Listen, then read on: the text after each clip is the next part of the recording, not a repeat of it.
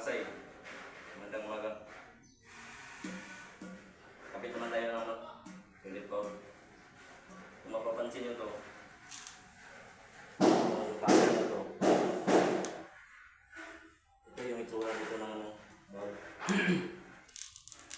At itong butas ng sentro ng abang, butas ng toilet bowl, kinuha namin yung center niya.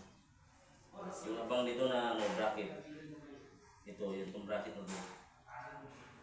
Kung anong sukat dun sa abang, dito namin kinuha sa center ng abang ng inodoro.